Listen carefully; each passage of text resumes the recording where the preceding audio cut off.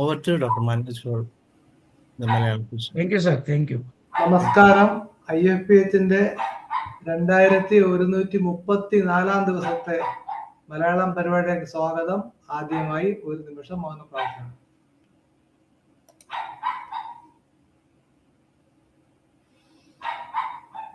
നന്ദി. ഇന്ന് മലയാളത്തിന്റെ പ്രിയ എഴുത്തുകാരൻ വൈക്കം മുഹമ്മദ് ബഷീറിന്റെ അനുസ്മരണം ആണ് നമ്മൾ IFPH നടത്തുന്നത്. നമുക്കറിയാം, ഓരോ എഴുത്തുകാരനും ഒരു ഭാഷയ്ക്ക് നൽകുന്ന സംഭാവന, ഭാഷയുടെ ഐഡന്റിറ്റി, മലയാളത്തിന് ശ്രേഷ്ഠ ഭാഷ പദവി കിട്ടാനുള്ള കാരണം ധാരാളം എഴുത്തുകാരുടെ ശ്രമമാണ് നമുക്ക് നമ്മുടെ ഐഡന്റിറ്റി ഉണ്ടാക്കാൻ കാരണമായത്. തീർച്ചയായിട്ടും ഇവരെല്ലാം ആദരണീയരാണ്. അതുകൊണ്ട് തന്നെയാണ് IFPH ഇങ്ങനെ പരിപാടി സംഘടിപ്പിക്കുന്നത്. ഈ പരിപാടിക്ക് ഔപചാരികമായിട്ട് സ്വാഗതം ആശംസിക്കുന്നതിനായിട്ട് പ്ലീസ്. ഓക്കെ സാർ, എല്ലാവർക്കും നമസ്കാരം. ഇന്ന് നമ്മൾ IFPHന്റെ മലയാളം വെബിനാറിന്റെ 2134 ദിവസത്തിലേക്കാണ് എത്തിച്ചേർന്നിട്ടുള്ളത്. ഇന്ന് കേരളം മുഴുവൻ മനുഷ്യ സ്നേഹത്തിന്റെയും ലാളിത്യത്തിന്റെയും വക്താവെന്ന് വിശേഷിപ്പിക്കപ്പെടുന്ന നമ്മുടെ പ്രിയ സാഹിത്യകാരൻ വൈക്കം മുഹമ്മദ് ബഷീറിന്റെ ചരമദിനം അനുസ്മരിക്കുകയാണ്. ലാളിത്യത്തിലൂടെയും നർമ്മത്തിലൂടെയും ജീവിതത്തിന്റെ ആഴങ്ങൾ വരച്ചു കാട്ടിയ മഹാനായ സാഹിത്യകാരനെ IFPH ആദരപൂർവ്വം സ്മരിക്കുന്നു. ഈ വേളയിൽ അദ്ദേഹത്തെ അനുസ്മരിക്കുന്നതിന് വേണ്ടിയിട്ടാണ് നാം ഓരോരുത്തരും ഈ വെബിനാറിലേക്ക് എത്തിച്ചേർന്നിട്ടുള്ളത്. അപ്പോൾ ഇന്നത്തെ ഈ അനുസ്മരണ യോഗം ഉദ്ഘാടനം ചെയ്യുവാനായിട്ട് എത്തിച്ചേർന്നിട്ടുള്ളത് ആദരണീയനായിട്ടുള്ള ഡോക്ടർ MR തമ്പാൻ സാറാണ്. അദ്ദേഹം സ്റ്റേറ്റ് ഭാഷാ ഇൻസ്റ്റിറ്റ്യൂട്ടിന്റെ മുൻ ഡയറക്ടറാണ്. അതുപോലെ മലയാള ഭാഷയെ കമ്പ്യൂട്ടറിന് സജ്ജമാക്കുവാനായി അദ്ദേഹം മലയാള തനിമ എന്ന പ്രസ്ഥാനത്തിന് രൂപം നൽകുകയുണ്ടായി. വിശ്വഗുരു, ജീവചരിത്രകോശം, ഭരണഭാഷ, വിവേകോദയം തുടങ്ങിയ അനവധി ഗ്രന്ഥങ്ങളിൽ അദ്ദേഹം പഠനോപന്യാസങ്ങൾ എഴുതിയിട്ടുണ്ട്. കേരളത്തിലെ മികച്ച പ്രസാധകനുള്ള ദർശന അവാർഡ്, അതുപോലെ സാമൂഹിക സാഹിത്യ മേഖലകളിലെ മികച്ച സംഭാവനയ്ക്കുള്ള CV കുഞ്ഞിരാമൻ അവാർഡ് എന്നിവ അദ്ദേഹത്തിന് ലഭിച്ചിട്ടുണ്ട്. ഡോക്ടർ MR തമ്പാൻ സാറിനെ ഇന്നത്തെ ഈ വെബിനാറിലേക്ക് സ്വാഗതം ചെയ്തുകൊള്ളുന്നു. അടുത്തതായി അനുസ്മരണ പ്രഭാഷണത്തിനായിട്ട് എത്തിച്ചേർന്നിട്ടുള്ളത് ആദരണീയനായിട്ടുള്ള ശ്രീകുമാർ സാറാണ്. അദ്ദേഹം തിരുവനന്തപുരം ആകാശവാണിയിൽ അസിസ്റ്റന്റ് ഡയറക്ടറായിട്ട് സേവനമനുഷ്ഠിച്ചിട്ടുണ്ട്. നമ്മുടെ IFPHന്റെ മിക്കവാറും എല്ലാ പ്രോഗ്രാമുകളിലും അദ്ദേഹം വരികയും മികച്ച പ്രഭാഷണങ്ങൾ അദ്ദേഹം നമുക്കായി നൽകിയിട്ടുമുണ്ട്. ശ്രീകുമാർ സാറിനെയും ഈ വെബിനാറിലേക്ക് സ്വാഗതം ചെയ്തുകൊള്ളുന്നു. അടുത്തതായിട്ട് ഇന്നത്തെ നമ്മുടെ വെബിനാറിൽ കൃതജ്ഞത നൽകുന്നത് നമ്മുടെ IFPHന്റെ അഡ്വൈസറി കമ്മിറ്റി അംഗവും അതുപോലെ തന്നെ IFPHന്റെ തന്നെ സഹയാത്രികയുമായിട്ടുള്ള ഡോക്ടർ ശൈല മാഡമാണ്. മാഡത്തെയും ഈ വെബിനാറിലേക്ക് സ്വാഗതം ചെയ്തുകൊള്ളുന്നു. അതുപോലെ ഇന്നത്തെ ഈ വെബിനാർ മോഡറേറ്റ് ചെയ്യുന്നത് നമുക്ക് എത്രയും പ്രിയങ്കരനായിട്ടുള്ള മനോജ് ഡോക്ടറാണ്. ഡോക്ടറെയും ഈ പ്രോഗ്രാമിലേക്ക് സ്വാഗതം ചെയ്തുകൊള്ളുന്നു. അതുപോലെ തന്നെ IFPHന്റെ ഭാരവാഹികൾ, ഹോമിയോ ലവേഴ്സ്, ഹോമിയോ സ്റ്റുഡൻസ് എല്ലാവരെയും ഈ ഒരു അനുസ്മരണ യോഗത്തിലേക്ക് സ്വാഗതം ചെയ്തുകൊള്ളുന്നു. നന്ദി. അപ്പോ ഇനി ഉദ്ഘാടന ചടങ്ങാണ്. ആദരണീയനായ ശ്രീ MR തമ്പാൻ സർ, അദ്ദേഹം സാഹിത്യ രംഗത്തും പ്രസിദ്ധീകരണ രംഗത്തും ലബ്ധ പ്രതിഷ്ഠ നേടിയ വ്യക്തിയാണ്. ശ്രീ ഡോക്ടർ MR തമ്പാൻ സാറിനെ ഉദ്ഘാടനത്തിനായിട്ട് ക്ഷണിക്കുന്നു. Sir please.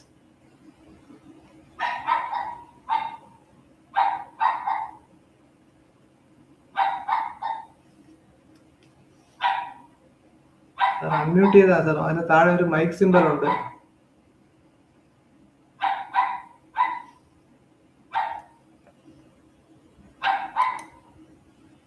മൊബൈലിന്റെ താഴെ അറ്റത്തായിട്ടെ ക്യാമറ സിമ്പലും മൈക്ക് സിമ്പലും കാണാം. ക്യാമറ ഓൺ ആണ്, മൈക്ക് സിമ്പിൾ തൊട്ടാൽ മതി. ക്ലിയർ ആയി സാർ. ഹലോ, കേൾക്കാമോ? കേൾക്കാം സാറേ, കേൾക്കാം. Okay sir, okay. മുഖത്തിലെ ശ്രീകുമാറിനും ഡോക്ടർ മനോജും ഉൾപ്പെടെ എല്ലാവർക്കും എൻ്റെ നമസ്കാരം. മലയാള കഥാലോകത്തിലെ സുൽത്താനായ വൈക്കം മുഹമ്മദ് ബഷീർ നമ്മ വിട്ടുപിരിഞ്ഞിട്ട് സാറിന്റെ ക്യാമറ കുറച്ചുകൂടെ ഒന്ന് അഡ്ജസ്റ്റ് ചെയ്യാം. സാറിനെ കാണാൻ പറ്റുന്നില്ല, കണ്ണ് മാത്രമേ കാണുന്നുള്ളൂ. കേൾക്കാമല്ലോ അല്ലേ? കേൾക്കാം. ക്യാമറ ഒന്ന് അഡ്ജസ്റ്റ് ചെയ്യാം. സ്ക്രീനിലോട്ട് നോക്കുമ്പോൾ തന്നെ സാറിനെ കാണാൻ പറ്റും. ഹലോ മനോജെ, കേൾക്കാമല്ലോ അല്ലേ? കേൾക്കാം കേൾക്കാം കേൾക്കാം, കുഴപ്പമില്ല ഓക്കെ, സാർ. അപ്പൊ പറഞ്ഞു തുടങ്ങാം. ഓക്കെ, ശരി സാർ. ഇന്ന് വൈക്കം മുഹമ്മദ് ബഷീറിന്റെ മലയാള കഥാലോകത്തിന്റെ സുൽത്താനായ അദ്ദേഹത്തിന്റെ 32ാം ചരമവാർഷിക ദിനമാണ്. ആ സിംഹാസനം, സുൽത്താന്റെ സിംഹാസനം ഇന്നും ഒഴിഞ്ഞു കിടക്കുകയാണ്. ബഷീറിന് സമം, സുൽത്താന് സമം വൈക്കം മുഹമ്മദ് ബഷീർ മാത്രമാണ്. അദ്ദേഹത്തിന്റെ ജീവിതത്തിലൂടെ ഒരു ഓട്ടപ്രദക്ഷിണം നടത്തി. അതുപോലെ തന്നെ അദ്ദേഹത്തിന്റെ കൃതികളെ, കഥാപാത്രങ്ങളെയും അനുസ്മരിച്ചുകൊണ്ടും നമുക്ക് അദ്ദേഹം തിലോകം ചാർത്താം, ആദരാഞ്ജലികൾ അർപ്പിക്കാം. ഒരിടത്തരം മുസ്ലിം കുടുംബത്തിലെ അംഗമായിരുന്നു.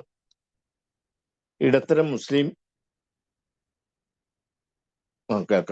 ഇടത്തരം മുസ്ലിം കുടുംബത്തിന്റെ അംഗമായിരുന്നു ബഷീർ.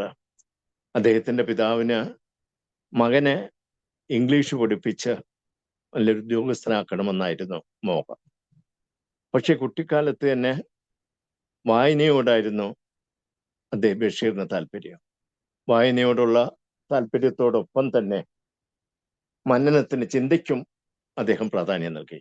മനുഷ്യന് മാത്രമുള്ള ഒരു സവിശേഷതയാണ് ചിന്തിക്കുവാനുള്ള അവകാശവും ചിന്തിക്കാനുള്ള ശേഷിയും. അത് കുട്ടിക്കാലത്ത് തന്നെ ഉപയോഗിക്കാൻ അദ്ദേഹത്തിന് കഴിഞ്ഞു. അദ്ദേഹം ഈശ്വരനെ കുറിച്ചും ദൈവത്തെക്കുറിച്ചും എന്തിന് മനുഷ്യന് ഈശ്വരൻ സൃഷ്ടിച്ചു എന്നതുമൊക്കെ വളരെ ബാല്യത്തിൽ തന്നെ ചോദിക്കാൻ തുടങ്ങിയിരുന്നു. അതുപോലെ തന്നെ സ്വാതന്ത്ര്യ സമരത്തില് അദ്ദേഹത്തിന്റെ കാലഘട്ടത്തിൽ, ബാല്യ കൗമാര യൗവന കാലഘട്ടത്തിന്റെ ഏറ്റവും വലിയ സവിശേഷത ആയി പറയാവുന്നത് ഒന്ന് സ്വാതന്ത്ര്യ സമരത്തിന്റെ കാലഘട്ടമായിരുന്നു, മറ്റൊന്ന് നവോത്ഥാനത്തിന്റെ കാലഘട്ടത്തില്. ഈ രണ്ട് ചരിത്ര സംഭവങ്ങളെയും സാക്ഷ്യപ്പെടുത്തിക്കൊണ്ടാണ് അദ്ദേഹത്തിന്റെ ബാല്യ കൗമാര കാലഘട്ടങ്ങളെല്ലാം കടന്നുപോയത്. അതുകൊണ്ട് തന്നെ സജീവമായി പങ്കെടുക്കുകയുണ്ടായി. അക്കാലത്ത് ഗാന്ധിജി വൈക്കം സന്ദർശിച്ചിരുന്നു. ഗാന്ധിജിയെ കാണുവാൻ വേണ്ടി ഈ കുട്ടി, ബഷീർ എന്ന കുട്ടി, ഓടി. അദ്ദേഹത്തെ കാണുക മാത്രമല്ല, ഗാന്ധിജി ഒന്ന് തൊടണമെന്ന മോഹവും കുട്ടിക്കുണ്ടായിരുന്നു. ഗാന്ധിജിയെ തൊടാൻ കഴിഞ്ഞു. എന്തോ ഒരു മഹാസംഭവം നടന്നതുപോലെ ഞാൻ ഗാന്ധിജിയെ തൊട്ടേ എന്ന് അവകാശപ്പെട്ടുകൊണ്ട് അദ്ദേഹം ഉമ്മയുടെ അടുത്തും പറഞ്ഞു, ഞാൻ ഗാന്ധിജിയെ തൊട്ടു. അപ്പോഴും ഉമ്മ ചോദിച്ചു, ആ ഗാന്ധിക്ക് നമ്മുടെ പട്ടിണി പരിഹരിക്കാൻ കഴിയുമോ? കാരണം രാഷ്ട്രീയ സ്വാതന്ത്ര്യത്തിനേക്കാൾ അതീതമായി നമ്മുടെ പട്ടിണി മാറ്റുക, വിശപ്പ് മാറ്റുക, അതായിരുന്നു സാധാരണക്കാരന്റെ അന്നത്തെ ഏറ്റവും വലിയ മോഹമായിട്ടുള്ളത്. കാരണം സ്വാതന്ത്ര്യത്തെക്കുറിച്ച് ആ ഉമ്മയുടെ ചോദ്യത്തിൽ ഒരുപാട് അർത്ഥതലങ്ങളുണ്ട്. സ്വാതന്ത്ര്യത്തെക്കുറിച്ച് പലരുടെയും വീക്ഷണം പലതാണ്. കുമാരനാശാൻ സ്വാതന്ത്ര്യം തന്നെ അമൃതം, സ്വാതന്ത്ര്യം തന്നെ ജീവിതം, പാരതന്ത്ര്യം ക്കാൾ ഭയാനകമെന്ന് പാടി ആ കവിത ആലപിച്ചുകൊണ്ടാണ് കൃഷ്ണപിള്ളയും AKGയും ഒക്കെ സമരം നടത്തിയത്. പക്ഷെ പിന്നീട് ആരോപണമുണ്ടായി അദ്ദേഹം സ്വാതന്ത്ര്യ സമരത്തിൽ സജീവമായില്ല. പക്ഷെ സ്വാതന്ത്ര്യത്തെക്കുറിച്ച് ആശാന്റെ, അംബേദ്കറുടെയൊക്കെ സമീപനം അത് രാഷ്ട്രീയ സ്വാതന്ത്ര്യം മാത്രമായിരുന്നില്ല, മറിച്ച് അവസര സമത്വത്തിന്റെ സ്വാതന്ത്ര്യം. വെളുത്ത സായിപ്പനെ മാറ്റി കറുത്ത സായിപ്പനെ പ്രതിഷ്ഠിക്കലല്ല സ്വാതന്ത്ര്യം എന്ന് അവർ വിശ്വസിച്ചിരുന്നു. അതുപോലെ തന്നെ ബഷീറിനും സ്വാതന്ത്ര്യത്തെക്കുറിച്ച് ഉള്ള സങ്കല്പം ഉണ്ടായിരുന്നു. അബോർജിൻസിന്റെ കാലത്ത് അന്ന് വായുവും വെള്ളവും പോലെ ഭൂമിയും മനുഷ്യന് സ്വതന്ത്രമായിരുന്നു. അന്ന് മതിലുകളും വേലികളും ഇല്ലായിരുന്നു. ആർക്കും, ഏത് മനുഷ്യനും എതിലെയും സഞ്ചരിക്കാവുന്ന ഒരു സമത്വത്തിന്റെ കാലഘട്ടം. അതുപോലെ നമ്മുടെ വേദകാലഘട്ടം, അന്നും മതിലുകള്, ജാതിയുടെ മതത്തിന്റെ മതിലുകൾ അന്നില്ലായിരുന്നു. സ്ത്രീക്ക് പുരുഷനോടൊപ്പം സ്വാതന്ത്ര്യമുണ്ടായിരുന്നു. സ്ത്രീകള് പൗരോഹിത്യത്തിൽ വരെയുന്നുണ്ട്. അതുപോലുള്ളൊരു സാമൂഹ്യ നീതിയുടെ, അവസര സമത്വത്തിന്റെ സ്വാതന്ത്ര്യമാണ് ബഷീർ വിഭാവന ചെയ്തത്, നമ്മുടെ സുൽത്താൻ വിഭാവന ചെയ്തത്. അതുകൊണ്ട് ഈ അർത്ഥതലങ്ങളൊക്കെ ആ ഉമ്മയുടെ ചോദ്യത്തില് ഗാന്ധിയുടെ വിശപ്പ് മാറ്റുമോ? കാരണം വിശപ്പാണ് ഏറ്റവും വലിയ പ്രശ്നം. നമ്മുടെ പാവങ്ങൾ എന്ന വിഖ്യാത കൃതി രചിച്ച വിക്ടർ ഹ്യൂഗോ പറഞ്ഞിട്ടുണ്ട്, ഈ ലോകത്ത് അസഹനീയമായ ഒന്നേ ഉള്ളൂ, അത് വിശപ്പാണ്. പാവങ്ങൾ എന്ന കൃതിയിൽ അത് അദ്ദേഹം പ്രതിപാദിച്ചിട്ട് ചിത്രീകരിച്ചിട്ടുമുണ്ട്.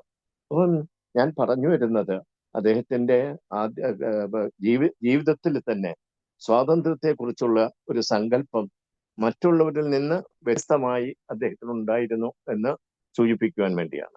അത് കഴിഞ്ഞ് പിന്നീട് അടുത്ത മോഹം സ്വാതന്ത്ര്യ സമരത്തിൽ പങ്കെടുക്കണമെന്നുള്ളതായി.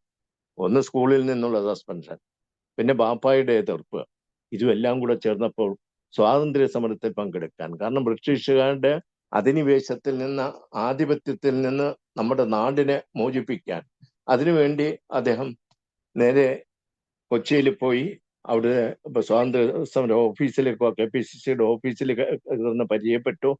ഉപ്പ് സത്യാഗ്രഹം നാളെയുണ്ട്, അതിൽ പങ്കെടുക്കാമോ എന്ന് ചോദിച്ചു. സമ്മതിച്ചു. പക്ഷെ ആ സമരത്തിൽ പങ്കെടുക്കാൻ കഴിഞ്ഞില്ല. അതിനു മുമ്പ് തന്നെ പോലീസ് അറസ്റ്റ് ചെയ്തു. ജയിലിൽ കിടക്കുമ്പോഴും, ഒരു കുട്ടിയായി വിദ്യാർത്ഥിയായി ജയിലിൽ കിടക്കുമ്പോഴും 3 ദിവസം നിരാഹാര സത്യാഗ്രഹം നടത്തി. അന്ന് ഭഗത് സിംഗിനെ തൂക്കിക്കൊല്ലാൻ വിധിച്ചു. ആ വിധിക്കെതിരായി 3 ദിവസം സമരം ചെയ്തു. എന്ന് മാത്രമല്ല, അന്ന് സ്വാതന്ത്ര്യ സമരത്തിലെ പല വിഭാഗങ്ങളൊന്നുണ്ടായിരുന്നു. മിതവാദികളുണ്ടായിരുന്നു, തീവ്രവാദികളുണ്ടായിരുന്നു, മധ്യ നിലയിലുള്ളവരുണ്ടായിരുന്നു. പക്ഷെ അദ്ദേഹം തീവ്രവാദത്തിലേക്ക് പോയി. ഉജ്ജീവനം എന്ന മാസികയില് ഈ തീവ്രവാദപരമായ ലേഖനങ്ങളൊക്കെ എഴുതി. മാസിക കെട്ടി അദ്ദേഹത്തിന്റെ പേരിൽ കേസായി. SRCP കേസെടുത്തു. അതിൽ നിന്ന് രക്ഷപ്പെടാനായി അദ്ദേഹം വിദേശങ്ങളിലേക്ക്, ഭാരത പര്യടനത്തിലേക്ക് പോയി. ഇന്ത്യക്ക് തമിഴ്നാട്ടിലൂടെ, ബോംബെയിലൂടെ, ഡൽഹിയിലൂടെ, കാശ്മീരിലൂടെ, ഇവിടെയെല്ലാം പര്യടനം. എന്ന് മാത്രമല്ല, ഇന്ത്യക്ക് വെളിയിലും ആഫ്രിക്കൻ കടൽ തീരത്തിലൂടെയും അതുപോലെ അറേബ്യൻ കടൽ തീരത്തിലൂടെയൊക്കെ സഞ്ചരിച്ചു. ആ പര്യടനത്തിലൂടെ മറ്റൊരു സർവകലാശാലകളിൽ നിന്നും കിട്ടാത്ത അറിവ്, അനുഭവങ്ങൾ ആർജിക്കുന്നതിന് അദ്ദേഹത്തിന് കഴിഞ്ഞു. അല്ലെങ്കിൽ തന്നെ അക്കാഡമിക് തലത്തിൽ നമുക്ക് 25% അറിവേ കിട്ടുകയുള്ളൂ. ബാക്കി 75% അനൗപചാരിക വിദ്യാഭ്യാസത്തിൽ അനുഭവങ്ങളിലൂടെ, സഞ്ചാരങ്ങളിലൂടെയൊക്കെയാണ് കിട്ടുന്നത്. ആ അറിവുകൾ അദ്ദേഹം നേടി. എന്ന് മാത്രമല്ല, പല വേഷങ്ങളും അദ്ദേഹം അഭിനയിക്കേണ്ടി വന്നു. കുച്ചിനിക്കാരനായിട്ട്, ഹോട്ടൽ ജീവനക്കാരനായിട്ട്, സന്യാസിയായിട്ട്, സൂഫി സംഘത്തിൽ ഇടപെട്ട്, ട്യൂഷൻ മാസ്റ്ററായിട്ട്. ഈ അനുഭവങ്ങളെല്ലാം ആർജിച്ചുകൊണ്ട് അദ്ദേഹം നാട്ടിലേക്ക് തിരിച്ചു വരണമെന്ന് തോന്നി. അങ്ങനെ നാട്ടിലേക്ക് തിരിച്ചു വരിക. നാട്ടിൽ തിരിച്ചു വന്നപ്പോൾ ഉപജീവനത്തിനുള്ള ഒരു ഉപാധിയായി മാത്രമല്ല, തന്റെ നൈസർഗിക വാസനയ്ക്കനുസൃതമായി ഒരു എഴുത്തുകാരനാകണമെന്നാണ് അയാൾക്ക്. സ്വാതന്ത്ര്യ സമരത്തിലെ യാതനകൾ അനുഭവിച്ചതിന്റെ പേരിൽ അതിന്റെ പാരിതോഷികമായി രാഷ്ട്രീയത്തിന്റെ അപകർഷങ്ങൾക്ക് വേണ്ടി ഒന്നില്ല. അതിൽ അദ്ദേഹത്തിന് താല്പര്യമില്ല. അദ്ദേഹത്തിന് ഒരു എഴുത്തുകാരൻ, മനസ്സിലുള്ള വികാരങ്ങൾ, ഈ അനുഭവങ്ങൾ, ഇതെല്ലാം കഥകളായി, നോവലുകളായി ചിത്രീകരിക്കണമെന്നുള്ളതായിരുന്നു അദ്ദേഹത്തിന്റെ എരിവ്. പിന്നെ അദ്ദേഹം ഒരു പുസ്തകശാല തുടങ്ങി. അത് പിന്നീട് കൊച്ചിയിൽ, അത് പിന്നെ PK ബാലകൃഷ്ണന് പിന്നീട് അത് ഏറ്റെടുക്കേണ്ടി വന്നു, അദ്ദേഹത്തിന്റെ രോഗം വന്നതിനെ തുടർന്ന്. ഇപ്പോഴത് NBSന്റെ ഇതായി ഒരു ഏതാണ്ട് ആരും കൊത്തിവെച്ചിട്ടില്ല, കല്ലിൽ കൊത്തിവെച്ചില്ലെങ്കിലും വൈക്കം മുഹമ്മദ് ബഷീറിന്റെ സ്മാരകമായി SPCSന്റെ ബുക്ക് സ്റ്റാള് ഇന്നും കൊച്ചിയിലുണ്ട്. ഞാൻ ജീവിതത്തെ കുറിച്ച് കൂടുതൽ നീട്ടുന്നില്ല. ഇതേപോലെ ഒരു കറുത്ത ദിവസം 94 ജൂലൈ 5 അദ്ദേഹം ഈ ലോകത്തോട്, ഇഹലോകത്തോട് വിട പറഞ്ഞു. പക്ഷെ ഇന്നും അദ്ദേഹത്തിന്റെ കഥാപാത്രങ്ങളിലൂടെ, എട്ടുകാലി മമ്മൂഞ്ഞിലൂടെ, അതുപോലെ തന്നെ നിരവധി മറക്കാനാവാത്ത, മലയാളിക്ക് മറക്കാനാവാത്ത മുച്ചീട്ടുകാരന്റെ മകളിലൂടെ, മണ്ടൻ മുത്താപ്പയിലൂടെ എല്ലാം ഇന്നും അദ്ദേഹം, ആനവാരിയിലൂടെ ഇന്നും അദ്ദേഹം ജീവിക്കുന്നു. കൂടാതെ അദ്ദേഹത്തിന്റെ കൃതികളിലൂടെയും അദ്ദേഹം ഇന്ന് ജീവിച്ചുകൊണ്ടിരിക്കുക. ഇനി അദ്ദേഹത്തിന്റെ കൃതികളിലെ എല്ലാ കൃതികളിലേക്കും കിടക്കുന്നില്ല. ശ്രീകുമാറും ഇനി സംസാരിക്കാനുള്ളവരും മറ്റ് കൃതികൾ പറയും. ഏതാനും കൃതികളെ മാത്രം, 4-5 കൃതികൾ മാത്രം പരാമർശിച്ചുകൊണ്ട് ഞാൻ ഉപസംഹരിക്കാം. ഏറ്റവും എന്നെ ആകർഷിച്ച ഒരു കൃതി പാത്തുമ്മയുടെ ആടാണ്. പാത്തുമ്മയുടെ ആട് അദ്ദേഹം നാട്ടിലേക്ക് വരുമ്പോൾ ഒരു സ്വപ്നമുണ്ടായിരുന്നു.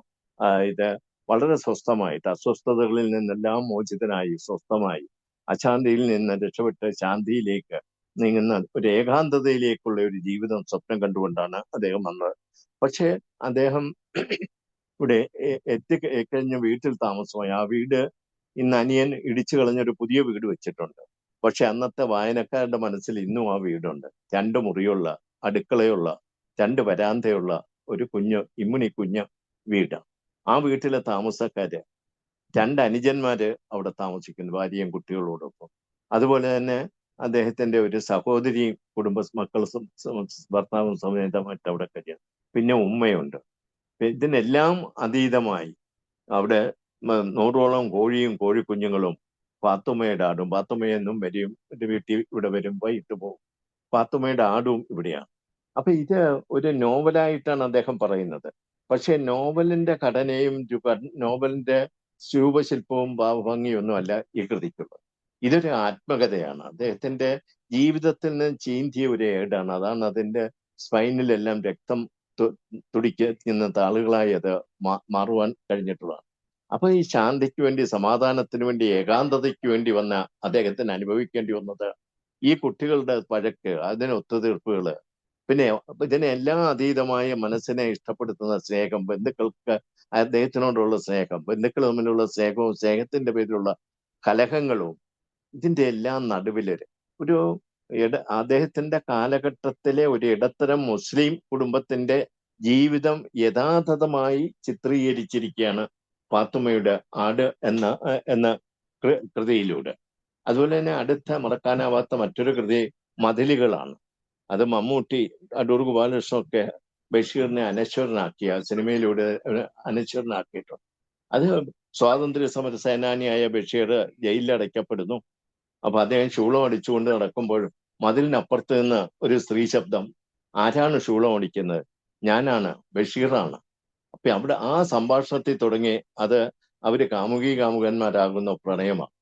അപ്പൊ നേരിൽ കാണാത്ത ശബ്ദത്തിലൂടെ, ഈ പ്രപഞ്ചം ഉണ്ടായത് തന്നെ ഓം എന്ന പ്രണവമന്ത്രത്തിലൂടെ, ശബ്ദത്തിലൂടെയാണ്. ശബ്ദത്തിലൂടെ ഒരു പ്രണയം അവിടെ ആവിർഭവിക്കുന്നു. ആ പ്രണയത്തിന്റെ ക്ലൈമാക്സിൽ എത്തുമ്പോൾ അവര് നേരിൽ കണ്ടിട്ട് നേരിൽ കാണാൻ ഒരു അവസരം അവർ രണ്ടുപേരും ഒരുക്കുന്നു. ആ നേരിൽ കാണുന്നതിന്റെ ഉണ്ടായതിന്റെ തലേ ദിവസം വാർഡൻ വിളിച്ചിട്ട് പറയുന്നു, നിങ്ങൾ സ്വതന്ത്രനായിരിക്കുന്നു, നിങ്ങൾക്ക് പോകാം, നിങ്ങളെ വിട്ടയച്ചിരിക്കുന്നു. അപ്പൊ അദ്ദേഹം വളരെ ക്രുദ്ധനായി ശോഭിച്ചുകൊണ്ട് ചോദിക്കുകയെന്ന്, why should I be free? എനിക്ക് എന്തിനാണ് സ്വാതന്ത്ര്യം? Who wants freedom? ആർക്കാണ് ഈ സ്വാതന്ത്ര്യം വേണ്ടത്? ഇവിടെയാണ് ഞാൻ ആദ്യം പറഞ്ഞ സംഭവങ്ങൾ. സ്വാതന്ത്ര്യത്തെക്കുറിച്ച് അദ്ദേഹത്തിന് ഒരു സങ്കല്പം ഉണ്ട്. അത് ഞാനിവിടെ ആവർത്തിക്കുന്നില്ല. ആ സങ്കല്പത്തിന് അനുസരിച്ചുള്ള സ്വാതന്ത്ര്യമല്ല എന്നുള്ള വ്യംഗ്യമായി അക്ഷരങ്ങൾക്കിടയിലൂടെ സൂചിപ്പിക്കുന്നു. ഒരു ചെറിയ അറയിൽ നിന്ന്, ജയിലിൽ നിന്ന് വിശാലമായ ജയിലിലേക്ക് പോകുന്നതായിട്ടാണ് അദ്ദേഹം ഈ മതിലുകൾ എന്ന ചിത്രത്തിലൂടെ വിഭാവന ചെയ്യുന്നത്. അടുത്തത് ശബ്ദങ്ങളാണ്. ശബ്ദങ്ങൾ എന്നുള്ള നോവലും വളരെ വിഖ്യാതമാണ്. കാരണം അതില് ആദ്യമായി മലയാളത്തിൽ പുരുഷന്മാരുടെ സ്വവർഗരതിയെക്കുറിച്ച് വരുന്ന പുസ്തകം അതാണ്. അതുകൊണ്ട് തന്നെ യാഥാസ്ഥിതികരുടെയും മറ്റു അന്നത്തെ നിരൂപകരുടെയും വളരെ എതിർപ്പ് അതിന് ഉണ്ടായിട്ടുണ്ട്. ആ എതിർപ്പിൽ അവർ പറഞ്ഞിരിക്കുന്ന ഇത് ഒരു ദുഷ്കൃതിയാണ്, കൃതിയാണ്, അശ്ലീലം പരത്തുന്ന കൃതിയാണ്. ഗുപ്തൻ നായർ സാർ അദ്ദേഹത്തിന്റെ ഒരു വിമർശനത്തില് ഈ കൃതിയെക്കുറിച്ചുള്ള വിമർശനത്തിൽ പറഞ്ഞിട്ടുണ്ട്, ശബ്ദങ്ങൾ ഒരു സാഹിത്യകൃതിയാണെന്നുണ്ടെങ്കിൽ ഇവിടെ മറ്റേ പൂരപ്പാട്ട് ഒരു ഭഗവത്ഗീതയായി ചിത്രീകരിക്കേണ്ടി വരുമെന്ന് പറഞ്ഞ് വളരെ നിശ്ചിതമായി വിമർശിച്ചു. എനിക്ക് സൂചിപ്പിക്കാനുള്ള ഒന്നാണ്, സാഹിത്യം എന്ന് പറയുന്നത് ജീവിതത്തിന്റെ പുനരാവിഷ്കാരമാണ്.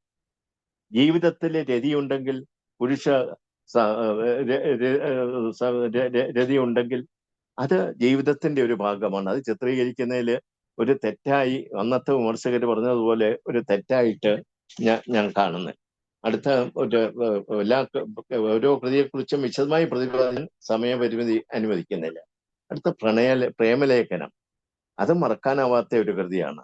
പ്രേമലേഖനത്തിലെ നായകനായ കേശവൻ നായർ അവിവാഹിതനാണ്, ബാങ്ക് ഉദ്യോഗസ്ഥനാണ്. അച്ഛനുമായി പിണങ്ങി അദ്ദേഹം ഇവിടെ താമസമാകുന്നു. സാറാമ്മയുടെ വീട്ടില് ഒരു ഭാഗത്തിൽ താമസം. സാറാമ്മ അവിവാഹിതയാണ്, സുന്ദരിയാണ്. ഇവര് തമ്മിൽ പ്രണയിക്കുന്നു. രണ്ട് മതത്തിൽപ്പെട്ടവരുടെ പ്രണയമാണ്, ക്രിസ്ത്യൻ മതത്തിന്റെയും ഹിന്ദു മതത്തിന്റെയും രണ്ട്. അങ്ങനെ രണ്ട് മതത്തിൽപ്പെട്ടവർ പ്രണയിച്ചാൽ ഉണ്ടാകുന്ന ഭാവി പ്രശ്നങ്ങൾ, അവരുടെ കുട്ടികൾ ഏത് മതത്തിൽപ്പെടും, കുട്ടികൾക്ക് എന്ത് പേരിടും. അപ്പൊ അന്ന് ഈ മിശ്ര വിവാഹത്തിന്റെ പ്രശ്നങ്ങളെ കുറിച്ചുള്ള ഒരു ചർച്ചയായി, ഒരു ലേഖനമായി ഈ പ്രേമലേഖനം മാറുകയാണ്. മറ്റൊന്ന് അദ്ദേഹത്തെ ബഷീറിയൻ പ്രയോഗങ്ങൾ ഒരിക്കലും മറക്കാനൊക്കാത്തതാണ്. എൻ്റെ കൗമാര യൗവന കാലഘട്ടങ്ങളിൽ അന്ന് കൊല്ലത്തെ പബ്ലിക് ലൈബ്രറിയുടെ പാർക്കിലൊക്കെ അതുപോലെ കോളേജ് ക്യാമ്പസിലെ മരത്തണ്ണലിലൊക്കെ ഇരിക്കുന്ന സാഹിത്യ ചർച്ച നടത്തുമ്പോൾ ഞങ്ങൾ പറയാറുള്ള ഒരു വാചകമുണ്ട്. സാറാമ്മയുടെ ഒരു ഡയലോഗാണ്, ജീവിതം യൗവന തീഷ്ണവും ഹൃദയം പ്രേമനിർഭരവുമായ ഈ അപൂർവ കാലഘട്ടത്തിൽ എന്ന് തുടങ്ങുന്ന ആ വാചകം.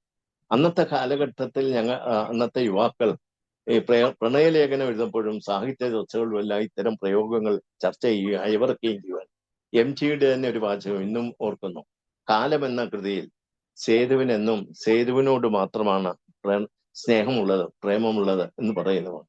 അപ്പൊ അന്ന് കൃതികൾ വായിക്കുക മാത്രമല്ല, അത് നിത്യം ചർച്ചയിലും സംഭാഷണത്തിലും എഴുത്തിലുമൊക്കെ പ്രയോഗിക്കുന്ന ഒരു കാലഘട്ടവും നമ്മുടെ കേരളത്തില് അന്നുണ്ട്. ഈ കൃതിയില് ഈ വാചകങ്ങള് ഇന്നും അന്ന് വായിച്ചിട്ടുള്ളവർക്ക് ഇന്നും അത് ഓർമ്മയിൽ തങ്ങി നിൽക്കുന്നതാണ്. ഇവരുടെ പ്രണയത്തില് അവസാനം 20 രൂപ ശമ്പളത്തിൽ സാറാമ്മയെ നിയോഗിക്കുന്നു. ഞാൻ നിന്നെ സ്നേഹിക്കുന്ന പോലെ നീ എന്നെയും സ്നേഹിക്കുന്നതിനെ ശമ്പളം കൊടുത്ത് പ്രണയിക്കാൻ അണ വെക്കുന്നത് അതും ഒരു പുതുമയുള്ള ഒരു അനുഭവമാണ്. അവസാനം തന്നെ വെളിയിൽ ജോലി കിട്ടി പോകുന്ന സമയമാകുന്നു. അപ്പൊ സാറാമ്മയും കൂടെ വേണമെന്ന് ആഗ്രഹമുണ്ട്. സാറാമ്മയെ പ്രണയിക്കുന്നുണ്ട്. പക്ഷേ സാറാമ്മയുടെ മനസ്സെന്താന്ന് വെളിപ്പെടുത്തുന്നില്ല. അങ്ങനെ യാത്രയാകാൻ തുടങ്ങുമ്പോൾ സാറാമ്മ വരാത്ത ദുഃഖത്തിലിരിക്കുമ്പോൾ പെട്ടെന്ന് സാറാമ്മ വരുന്നു. അങ്ങനെ ഒരുമിച്ച് പോകുന്നു. അങ്ങനെ ഒരു പ്രണയ വിവാഹം, വിവിധ മതത്തിൽപ്പെട്ടവരുടെ ഒരു വിവാഹം. അതും ഇനി ഒരു കൃതിയും കൂടെ പറഞ്ഞിട്ട് ഞാൻ കൃതികളിൽ നിന്ന് പിന്മാറാം. ബാല്യകാലസഖി അദ്ദേഹത്തിന്റെ ഏറ്റവും പ്രശസ്തമായ കൃതിയാണ് ബാല്യകാലസഖി. അത് അദ്ദേഹത്തിന്റെ ജീവിതം തന്നെയാണ്. മജീദും സുഹറയുമായിട്ടുള്ള പ്രണയം. അതിലെ മജീദ് വൈക്കം മുഹമ്മദ് ബഷീർ തന്നെയാണ്. ബഷീർ 3ാം സ്റ്റാൻഡേർഡിൽ വിദ്യാർത്ഥിയായിരിക്കുമ്പോൾ കണക്കിന് വളരെ മോശമായിരുന്നു. ആ കണക്കിന് ഒന്നും കൂട്ടിയാൽ എത്ര എന്ന് ചോദിച്ചപ്പോൾ കുട്ടി ബഷീർ പറഞ്ഞ മറുപടി വളരെ പ്രശസ്തമാണ്. ഇമ്മിണി വലിയ 1 എന്നാണ് പറഞ്ഞത്. അന്ന് എല്ലാവരും പരിഹസിച്ച് ചിരിച്ചു. പക്ഷെ ബഷീർ ചിന്തിച്ചു, എന്റെ വീട്ടിന്റെ സമീപത്തുകൂടി 2 പുഴകൾ സമാന്തരമായി ഒഴുകുന്നു. ആ പുഴകൾ ഒന്നായി ഒരു വലിയ പുഴയായി മാറുന്നു. അപ്പം 2 പുഴകൾ ചേർന്ന് ഒരു വലിയ പുഴയാകാമെങ്കിൽ ഒന്നും ചേർന്നാൽ ഇമ്മിണി വലിയ 1 എന്ന് പറയുന്നതിൽ ഒരു തെറ്റുമില്ല എന്നാണ് ആ കുട്ടി ചെന്നത്. ഒരു യുക്തിസഹമാണ് അദ്ദേഹത്തിന്റെ മറുപടി. അപ്പൊ ഹാസ്യമുണ്ടെങ്കിലും ഹാസ്യത്തിന് പിന്നിൽ ചില യുക്തിയും ശാസ്ത്ര സത്യങ്ങളും ഒളിപ്പിച്ചു വെച്ചുകൊണ്ടുള്ളതാണ്. ബാല്യകാലസഖിയുടെ കൃതി മുതിർന്നവർക്ക് എല്ലാവർക്കും, പുതിയ തലമുറയ്ക്ക് ഒരു പക്ഷേ പരിചിതമല്ല ആയിരിക്കും. അതുകൊണ്ട് വളരെ ചുരുക്കി വളരെ പരിമിതമായ വാക്കുകളിൽ ഞാൻ അത് പറഞ്ഞുകൊള്ളട്ടെ. സുഹറയും മജീദും അവര് ബാല്യകാല സഖാക്കളാണ്. ബാല്യകാലത്തിലെ കൂട്ടുകാരായിരുന്നു. അവർ കൗമാരമെത്തിയപ്പോഴും അവര് കാമുകനും കാമുകയായി പ്രേമത്തിലായി. ഈ മജീദ് സമ്പന്ന കുടുംബത്തിലുള്ളതാണ്. പക്ഷേ സുഹറ വളരെ സാമ്പത്തികമായി വളരെ പിന്നിലുള്ള താഴ്ന്ന കുടുംബത്തിലുള്ളതാണ്. അപ്പൊ ആ വളരെ സമ്പന്നനും താഴ്ന്ന കീഴാളനും തമ്മിലുള്ള ഒരു പ്രണയം, ആ വളരെ ദിവ്യമായ പ്രണയമാണ്. പക്ഷെ അച്ഛനുമായിട്ടുള്ളൊരു എതിർപ്പിന്റെ പേരിൽ ഈ മജീദ് സ്ഥലം വിടുക. മജീദ് വർഷങ്ങളോളം അലഞ്ഞു നടന്നു. സൂഫിയായി, ഭിക്ഷക്കാരനായി, യാചകനായി, ഹോട്ടൽ ജോലിക്കാരനായി, ട്യൂഷൻ മാസ്റ്ററായി, അങ്ങനെ പല ജീവിതം നയിച്ച് വളരെയേറെ അനുഭവ സമ്പത്തുമായി തിരികെ വരുന്നു. തിരികെ വരുമ്പോഴാണ് അറിയുന്നത് സുഹ്റയുടെ വിവാഹം കഴിഞ്ഞു. ഒരു 2ാം സ്ത്രീധനം കൊടുക്കാനില്ലാത്തത് കൊണ്ട് ഒരു 2ാം കെട്ടുകാരന്റെ 2ാം ഭാര്യ ആയിട്ടാണ് സുഹ്റയുടെ വിവാഹം കഴിഞ്ഞത് എന്ന് മാത്രമല്ല, അയാളുടെ പീഡനങ്ങൾ സഹിക്കുന്നു എന്ന ദുഃഖ വാർത്തയും അറിയുന്നു. അപ്പൊ കൂടാതെ പാപ്പരായിരിക്കുന്നു, ബിസിനസ് മുടങ്ങിയിരിക്കുന്നു. അപ്പോൾ ഇവരെ കാണുന്നു, വീണ്ടും സമാഗമം ഉണ്ടാവുന്നു. ഇവർ തമ്മിൽ കാണുന്നു, സ്നേഹം പങ്കിടുന്നു. മജീദ് സുഹ്റയെ വിവാഹം ചെയ്യാൻ തീരുമാനിക്കുന്നു. പക്ഷെ സാമ്പത്തിക സ്ഥിതി അനുവദിക്കാത്തതുകൊണ്ട്, ഒരു സ്ത്രീധനവും ഇല്ലാതെ വിവാഹം ചെയ്യാൻ സന്നദ്ധനായെങ്കിലും സാമ്പത്തിക സ്ഥിതി, കുടുംബത്തിന്റെ സ്ഥിതി ശോചനീയമായതുകൊണ്ട് വീണ്ടും അന്യനാട്ടിൽ ജോലിക്കായി പോകുന്നു. പക്ഷെ അവിടെ ജോലിയിൽ ഏർപ്പെട്ട് ശമ്പളമൊക്കെ കിട്ടി തുടങ്ങിയപ്പോൾ ഒരു അപകടത്തിൽ കാല് മുറിക്കേണ്ടി വരുന്നു. കാല് മുറിച്ച് യാചകനായി മറ്റുള്ളവരുടെ ഔദാര്യത്തിൽ വിഷതെണ്ടി ജീവിക്കുന്ന അവസരത്തിൽ ഉമ്മയുടെ കത്ത് വരുന്നു, സുഹറ മരിച്ചുപോയി. ബാപ്പ രോഗം വന്ന് തളർന്നു കിടക്കുകയാണ്. ജപ്തി നോട്ടീസ് വന്നു. പ്രായം ചെന്ന 2 പെൺമക്കളെയും രോഗിയായ നിന്റെ വാപ്പയും കൂട്ടി ഞാൻ എവിടെ പോകണം എന്ന് ചോദിച്ചു. ഈ കത്ത് കിട്ടി മജീദ് ആകെ സ്തബ്ധനാകുകയാണ്. മജീദിന്റെ മാത്രമല്ല, വായനക്കാരോടും ഈ ഉമ്മയുടെ ചോദ്യങ്ങൾ കണ്ണിൽ ഈർന്നാണ് ഇരിക്കുന്നത്. ആ ദുഃഖത്തില് വീണ്ടും ഇദ്ദേഹം ചിന്തിക്കുന്ന കഥ അവസാനിക്കുന്ന ഇങ്ങനെയാണ്. അന്ന് നാട്ടിൽ നിന്ന് പിരിയുന്ന അവസരത്തിൽ സുഹറ എന്തോ ഒരുമ്പെട്ടു. എന്താണെന്ന് പറഞ്ഞു മുഴുവിപ്പിച്ചില്ല. എന്തായിരിക്കും സുഹറ പറഞ്ഞതെന്നുള്ള ആ ചിന്തയിലാണ് ആ കഥ അവസാനിക്കുന്നത്. വായനക്കാരനും വായന തീർന്ന് പുസ്തകം മടക്കി വെച്ചാലും ചിന്തിക്കും, സുഹറ എന്തായിരിക്കും മജീദിനോട് പറഞ്ഞതെന്ന് ചെയ്യും. അങ്ങനെ ഒരു പുസ്തകം നമ്മുടെ ചിന്തയെ ഉണർത്തുന്ന ചില സ്ഫുലിംഗങ്ങൾ. ഒരു കഥയുടെ ആത്മാവെന്ന് പറയുന്നത് വായനക്കാരന് അനുഭൂതി നൽകുന്നതിനോടൊപ്പം അവന്റെ ചിന്തയും ഉണർത്താൻ കഴിയുന്നു എന്നുമായിരിക്കും. അങ്ങനെ ഉണർത്താൻ കഴിയുന്ന കൃതികളാണ് ബഷീറിന്റെ കൃതികളും. ഇനി ബാക്കി കൃതികള് അദ്ദേഹം ഏതാണ്ട് 14 നോവലുകളും 12 ചെറുകഥാ സമാഹാരങ്ങളും പിന്നെ ഒരു നാടകവും ഏതാനും നാടകങ്ങളും തിരക്കഥയും ഭാർഗവി നിലയത്തിന്റെ തിരക്കഥയും ജയിച്ചു 30ഓളം കൃതികളെ ജയിച്ചിട്ടുള്ളൂ. അതിൽ തന്നെ ഒരു പ്രത്യേകതയുള്ളത് ബാല്യകാല സഖിയെ കുറിച്ചുള്ള ഏറ്റവും വലിയ വിമർശനം വന്നത് അത് 75 പേജിൽ ഒതുങ്ങി എന്നുള്ളതാണ്. വളരെ വിസ്തരിച്ച് പറയേണ്ടുന്ന പ്രമേയവും മറ്റുമൊക്കെ വളരെ ചുരുക്കി പറഞ്ഞു എന്നുള്ളതാണ്. പക്ഷെ ബഷീറിന്റെ കാഴ്ചപ്പാട് വേറെ ഒന്നായിരുന്നു. കാരണം പുസ്തകത്തിൽ ഇത് 1000 പേജുള്ള പുസ്തകം എഡിറ്റ് ചെയ്താണ് ഇദ്ദേഹം 75 ആക്കിയത്. അങ്ങനെ പുസ്തകം എഡിറ്റ് ചെയ്ത് ചെറുതാക്കിയാൽ അതിന് വില കുറയും, വില കുറഞ്ഞാൽ കൂടുതൽ ആളുകൾ വാങ്ങിക്കും. പിന്നെ സമയത്തിന് വളരെ വിലയുടെ പ്രസക്തി. അപ്പം ആവശ്യമില്ലാത്ത കാര്യങ്ങളൊന്നും വേണ്ട. ഷൂമേക്കർ പറഞ്ഞതുപോലെ സ്മാൾ ഈസ് ഗുഡ് എന്ന തത്വത്തിൽ വിശ്വസിക്കുന്ന ആളായതുകൊണ്ടാണ് അദ്ദേഹത്തിന്റെ ഈ പുസ്തകങ്ങളെല്ലാം ചെറുതായത്. ഇനി ഈ കൃതിയുടെ സവിശേഷതകൾ 1-2 വാക്യങ്ങൾ പറഞ്ഞുകൊള്ളട്ടെ.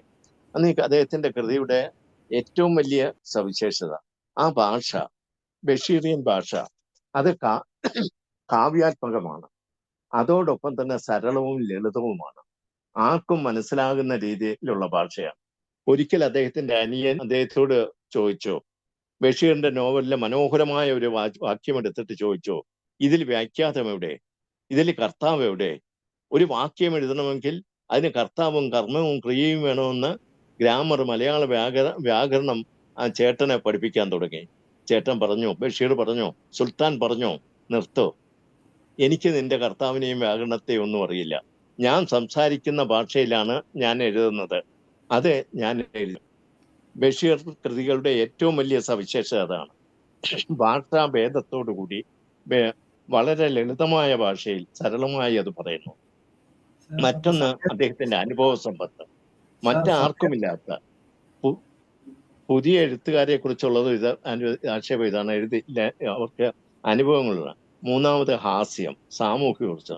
ഇങ്ങനെ നിരവധി സവിശേഷതകൾ അദ്ദേഹത്തിന്റെ കൃതിക്കുണ്ട്.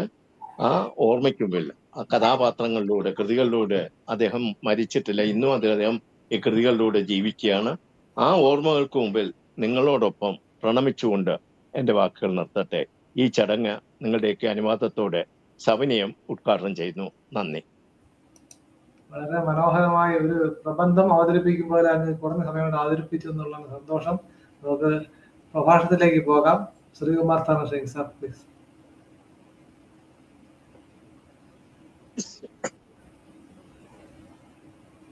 സാർ അൺമ്യൂട്ട് ചെയ്യണേ, ശ്രീകുമാർ സാറേ. Okay sir, okay. കേൾക്കാമല്ലോ അല്ലേ സാർ? കേൾക്കാം സാർ, കേൾക്കാം. ഡോക്ടർ മനോജ്, സ്വാഗതം ആശംസിച്ച ഡോക്ടർ ഷാരു, കൃതജ്ഞത പറയുന്ന ഡോക്ടർ ഷൈല, ഇവിടെ സന്നിഹിതരായിട്ടുള്ള മറ്റു പ്രിയപ്പെട്ട സുഹൃത്തുക്കൾ, എല്ലാവർക്കും നമസ്കാരം. വൈക്കം മുഹമ്മദ് ബഷീറിനെ അനുസ്മരിക്കുന്ന ഈ ചടങ്ങിൽ സംബന്ധിക്കാൻ കാര്യമാണ്. ഇവിടെ ഇതിന്റെ വേദിയിൽ ഞാൻ അങ്ങനെ നിരന്തരമായി തന്നെ പങ്കെടുക്കുന്ന ഒരാളെന്നുള്ള നിലയിൽ എനിക്ക് കൂടുതൽ സന്തോഷമുണ്ട് ഇതിൽ പങ്കെടുക്കാൻ. വളരെ പ്രിയപ്പെട്ട സുഹൃത്തുക്കൾ എന്നെ വീണ്ടും വീണ്ടും ഇതിലേക്ക് വിളിക്കുന്നല്ലോ എന്ന ഒരു സന്തോഷം.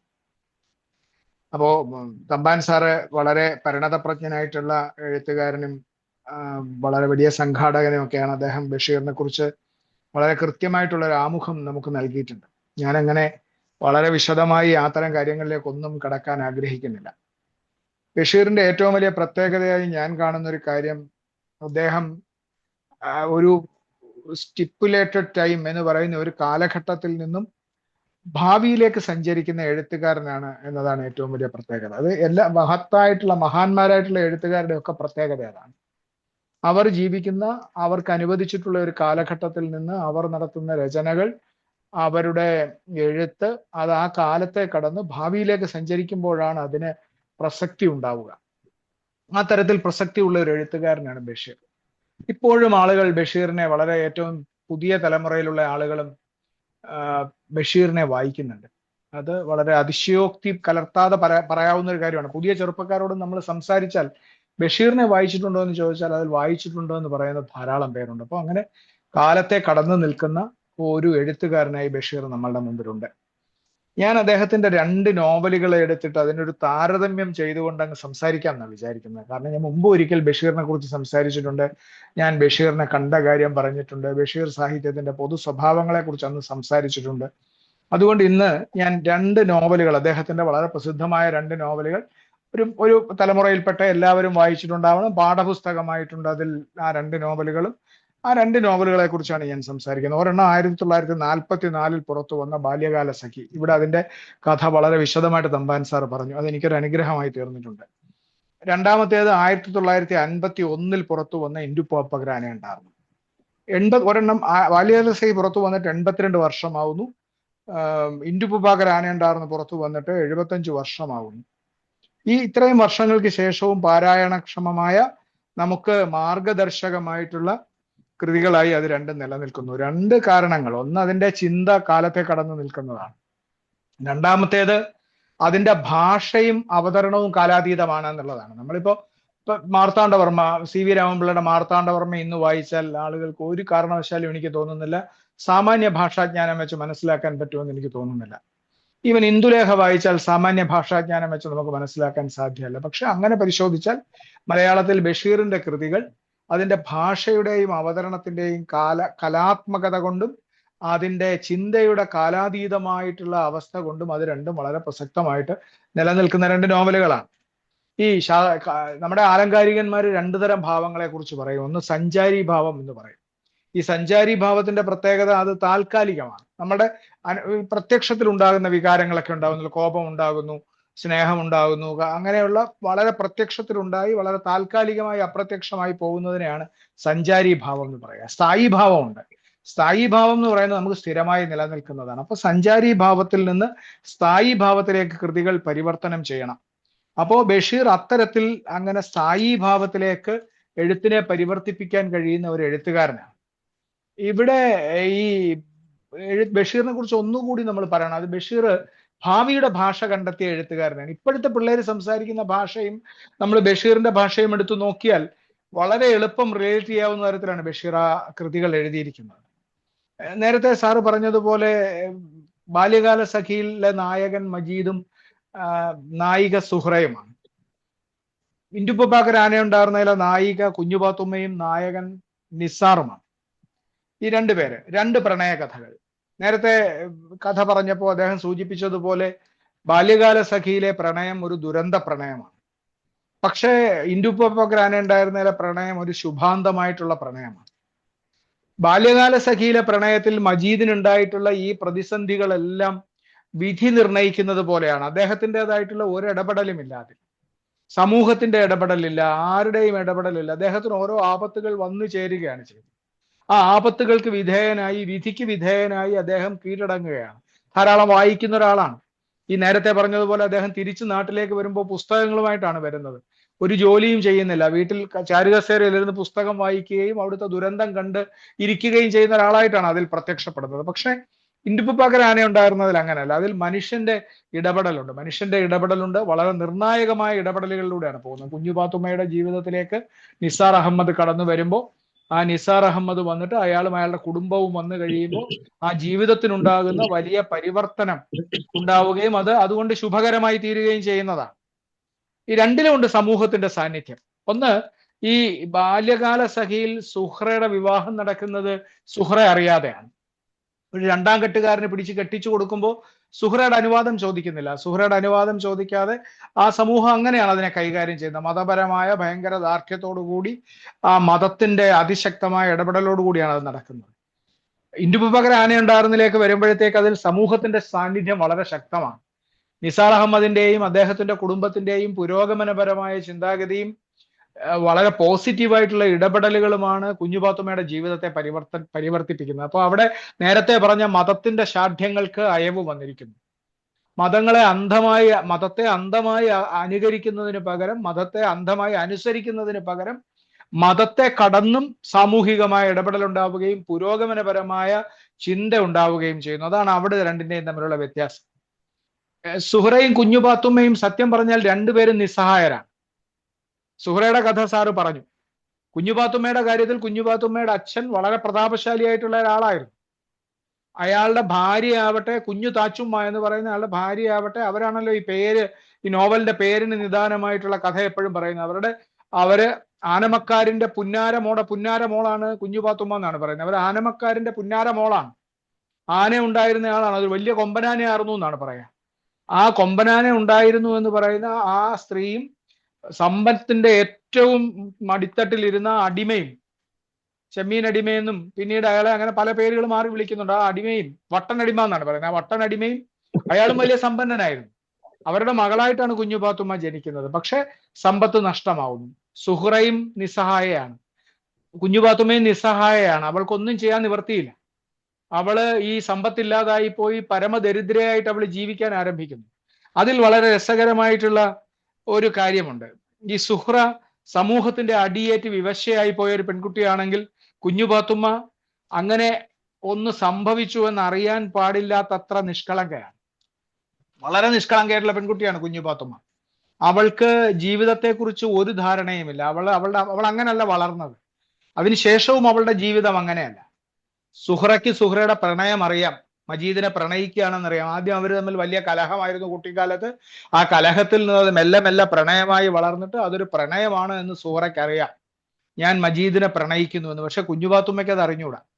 കുഞ്ഞുപാത്തുമ്മ നിസാർ അഹമ്മദിനെ കാണുമ്പോൾ, നിസാർ അഹമ്മദ് അവളെ തോട്ടിൽ വീണിട്ട്, നിങ്ങൾ എപ്പോഴെങ്കിലും നോവൽ വായിച്ചിട്ടുള്ള ആളുകൾക്ക് കൃത്യമായിട്ട് അറിയാം, ആ തോട്ടിലേക്ക് അവള് ഒരു കുരുവി, രണ്ട് കുരുവികൾ തമ്മിൽ, ആൺകുരുവിയും പെൺകുരുവിയും തമ്മിൽ കൊത്തുകൂടിയിട്ട് അതിലെ കുരുവി താഴേക്ക് വീണുപോയിട്ട്, പെൺകുരുവി താഴേക്ക് വീണുപോയിട്ട് അതിനെ എടുത്ത് തിരിച്ച് അതിന്റെ വായിലേക്ക് വെള്ളം ഇറ്റിച്ചു കൊടുത്ത് നിൽക്കുമ്പോൾ അവൾ തോട്ടിലേക്ക് മറിഞ്ഞു വീണുപോയി.